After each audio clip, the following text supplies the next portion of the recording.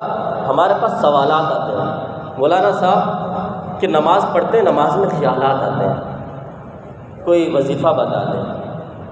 کوئی اس کا طریقہ بتا دیں، یہ خیالات نہ آئیں۔ تو اس کی وجہ کیا ہے؟ ہم قرآن سے پوچھتے ہیں، قرآن سے پوچھتے ہیں کہ یہ خیالات کیوں آتے ہیں، یہ شہوات کیوں آتی ہیں؟ تو ہمیں قرآن بتاتا ہے، جواب دیتا ہے، فَخَلَفَ مِن بَعْدِهِمْ خَلْفٌ أَضَاعُوا الصَّلَاةَ، جن لوگوں نے اپنی نمازوں کو پس پوچھ ڈال دیا، اب کیا ہوگا؟ اللہ فرماتے ہیں وَاتَّبَعُوا الشَّهَوَاتِ، کہ وہ شہوات میں مبتلا ہو جائیں گے۔ پتہ چلا یہ شہوات، یہ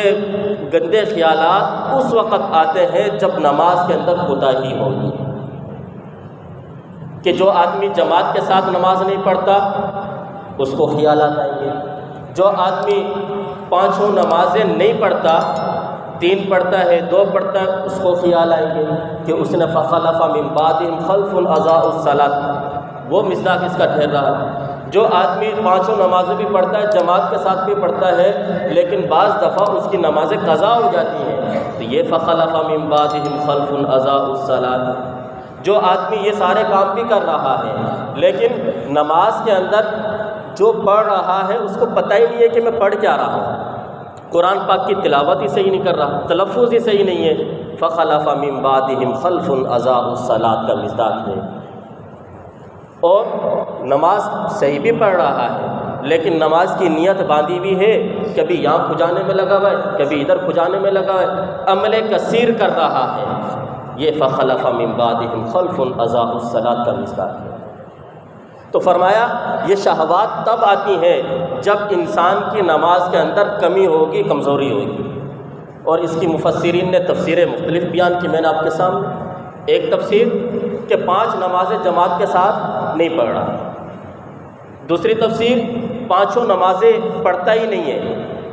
تیسری تفسیر نماز بھی پڑھ رہا ہے، جماعت کے ساتھ بھی پڑھ رہا ہے، لیکن نماز کے اندر کیا پڑھ رہا ہے اس کو پتہ ہی نہیں، نماز کے مسائل ہی نہیں آتے،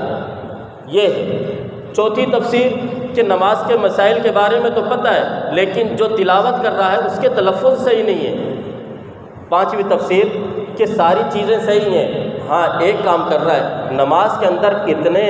اتنی اس کو کھجلی ہو رہی ہے، بار بار کبھی ہاتھ ادھر جاتا ہے، کبھی نیچے جا رہا ہے، ادھر جا رہا ہے، اب یہ عمل کثیر کرنے کی وجہ سے اس کی نماز ہی نہیں ہو رہی۔ جب نماز ہی نہیں ہو رہی تو ظاہر سی بات ہے یہ شہوات کے اندر مبتلا ہوگا۔ آپ دیکھیں اس کی وجہ شہوات میں انسان مبتلا کیوں ہوا؟ قرآن کہتا فخلف من بعدہم خلف اضاعوا الصلاۃ، یہ وجہ ہے۔ تو اس پر تو پہلا عمل کرنا ہے آپ نے کہ اگر آپ یہ چاہتے ہیں کہ ہمارے ذہنوں میں یہ خیالات نہ آئیں، یہ گناہ کے خیالات نہ آئیں، یہ برائی کی چیزیں نہ آئیں، تو اس کے اندر آپ نے ان چیزوں پر عمل کرنا ہے۔ 5 نمازیں پڑھنی ہیں، جماعت کے ساتھ پڑھنی ہے، جس کو نماز کے مسائل نہیں آتے وہ مسائل سیکھے، جس کو نماز کے مسائل کے بارے میں پتہ ہے تو پھر وہ تلفظ اپنے صحیح کروائے، یہ ساری چیزیں۔ اور پھر جو جماعت میں کھڑا ہو بھی گیا ہے اس کو چاہیے کہ یہ 4-5 منٹ یہ اپنے ہاتھوں کو حرکت نہ دے، بالکل خشوع اور خضوع کے ساتھ نماز پڑھے، تو پھر اس کی نماز، یہ نماز ان الصلاۃ تنہی عن الفحشاء والمنکر کا مصداق بن جائے گی کہ یہ نماز اس کو بے حیائی سے روکے گی، پھر گناہوں سے اس کو روکے گی، شہوات سے اس کو روکے گی، یہ سارے غلط کاموں سے اس کو روک دے گی۔